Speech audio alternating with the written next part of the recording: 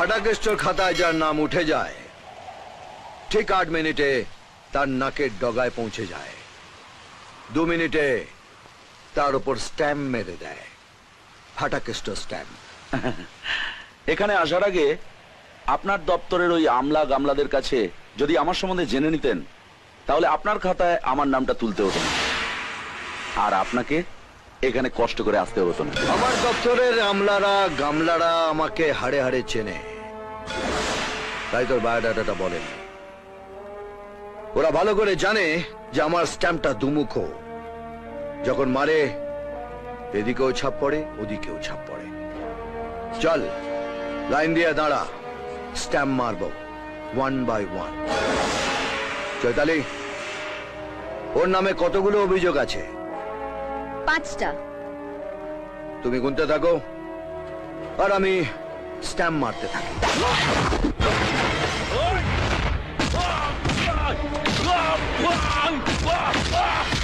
খাতায় নামটা রয়ে গেল। যত নোংরা জমা করেছিস নিজের হাতে পরিষ্কার করবি।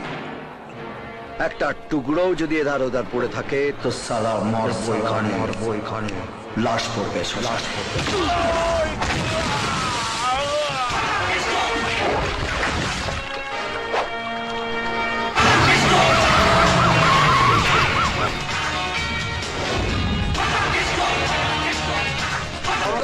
নমস্কার স্যার। সরকার থেকে তো আপনাদের বাড়ি তৈরি করে দেয়া হয়েছে, তারপরেও আপনারা এখানে পড়ে আছেন। বাড়ি তো হয়নি স্যার, শুধু মহাভিযোগ হয়েছিল। রেশন কার্ড দেখে সবার নাম টাম লিখে সই টই করিয়ে নিয়ে গেল, তারপর বাড়ি ছবি দেখিয়েছে, বাড়ি তৈরি করে দেয়নি।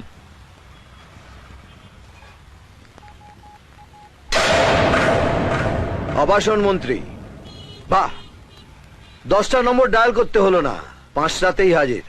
কি ব্যাপার? বস্তির লোকেদের বাড়ি তৈরি করার জন্য দায়িত্ব দেওয়া হয়েছিল আপনার দপ্তরকে। 13 কোটি টাকা বরাদ্দ করা হয়েছিল। আপনার ফাইল বলছে টাকাটা খরচ হয়েছে, কিন্তু বস্তির চেহারা বলছে চেহারা ফেরেনি। টাকাটা কোথায় এবং কিভাবে খরচ হয়েছে? ছেলের বিয়েতে খরচ করে ফেলেছে বোধহয়। আমার দিকে তাকিয়ে বলুন। টাকাটা মিনিস্টার কোয়ার্টার তৈরি করতে খরচ হয়েছে। বাহ, এই না হলে আপনি আবাসন মন্ত্রী। বস্তি উন্নয়নের টাকাটা আপনি চালান করে দিলেন মন্ত্রী উন্নয়নে। এটাও সত্যি তো না কোনো ঘাপলা আছে? আপনি নিজে গিয়ে দেখতে পারেন। হ্যাঁ, একা যাব না, আপনাকে বগল দাবা করে নিয়ে যাব।